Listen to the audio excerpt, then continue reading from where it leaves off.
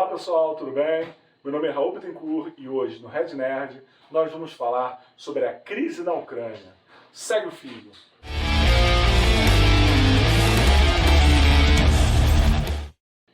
Qualquer pessoa minimamente informada tem acompanhado as notícias do jornal que dão conta de uma série de manobras militares da Rússia ao longo da fronteira da Ucrânia.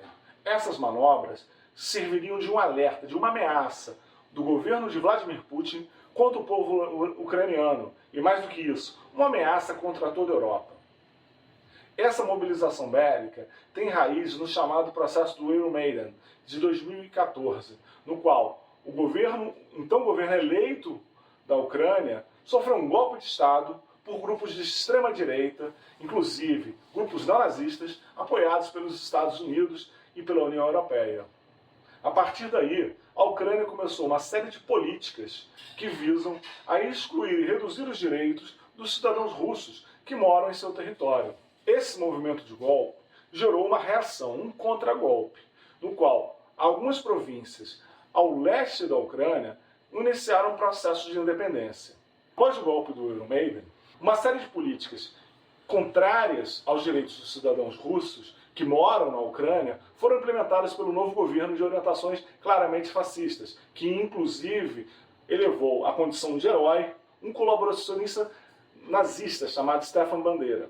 Dentro desse processo, uma série de províncias ao leste da Ucrânia decidiram lutar pela sua independência. A primeira delas foi a Crimeia, onde é uma grande base naval das forças russas. Após o processo de independência, não reconhecido pelo governo ucraniano, a Crimeia pediu a sua anexação à Rússia.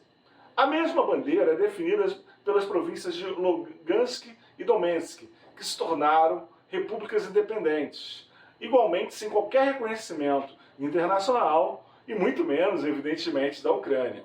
Um ponto decisivo na política ucraniana do pós-golpe foi a aproximação com a OTAN.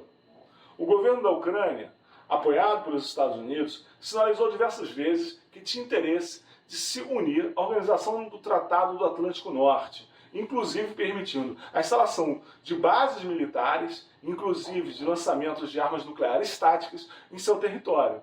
Essas armas, evidentemente, ficariam apontadas para quem? Para a Rússia. Imagine só a situação. Um país que possui seu arsenal nuclear e tem uma série de desavenças históricas com outro, vê o seu rival instalando bases militares ao longo da sua fronteira. Será que ele ia levar isso de boa? Claro que não. Vou lhe dar um exemplo. Você já ouviu falar na crise dos mísseis em Cuba? Ora, foi no governo de John Kennedy, no qual a Rússia instalou uma série de bases militares em Havana, em Cuba, que é um país soberano. Isso quase levou a humanidade à beira da extinção.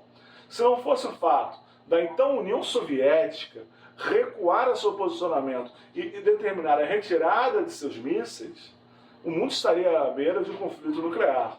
Isso porque há uma proximidade territorial muito grande entre essas bases militares, que foram construídas em Cuba, com o território dos Estados Unidos. E o mesmo ocorreria na Ucrânia. Imagine só, uma série de armas nucleares estivessem posicionadas na fronteira da Ucrânia com a Rússia, o mundo estaria cada vez mais perto de um colapso. Ainda que oficialmente ninguém em sã consciência fosse querer uma guerra nuclear, o fato é que as tensões de fronteira, as tensões militares, são extremamente úteis para alguns setores. Mas para quem? Ora, para o capital financeiro e para o complexo industrial militar. Se o mundo está em paz, se não há inimigos, se não há guerras, para quem essas empresas vão vender armas e para quem os bancos vão financiar a compra desses equipamentos?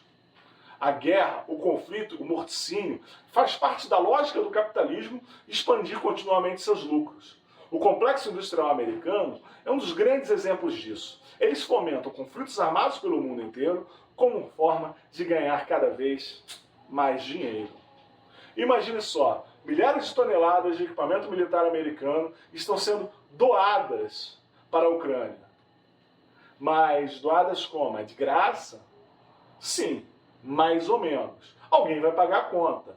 E quem vai pagar, meus caros amigos, é o povo norte-americano, ao menos em um primeiro momento. Num segundo momento, uma série de contratos serão firmados entre o governo ucraniano e empresas norte-americanas para fazer a manutenção desses equipamentos, o que em geral é extremamente custoso. Isso vai irrigar cada vez mais a economia americana e gerar lucro para os bancos e grupos econômicos que financiam a indústria da guerra. Evidentemente, a Rússia também não é nenhuma santa. Ela faz isso, sim, para proteger a sua fronteira, né, mas também para demonstrar o seu poderio militar, para demonstrar o seu poderio bélico.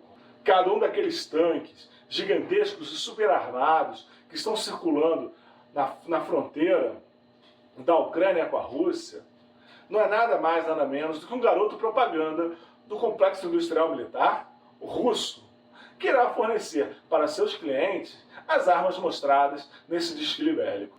A única coisa que nós do Red Nerd temos certeza é que a classe trabalhadora será a grande derrotada nesse processo, havendo conflito militar ou não, porque somos nós que produzimos a riqueza que seremos forçados a pagar a conta, seja da guerra, seja da política de insegurança. É isso, pessoal. Espero que tenham gostado do vídeo.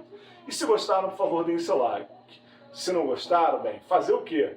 Comenta e diz o que temos que melhorar. Mas o que é mais importante hoje é que precisamos estar atentos à realidade, denunciar o capitalismo e, aqui no Brasil, lutar pelo Fora Bolsonaro e pelo socialismo.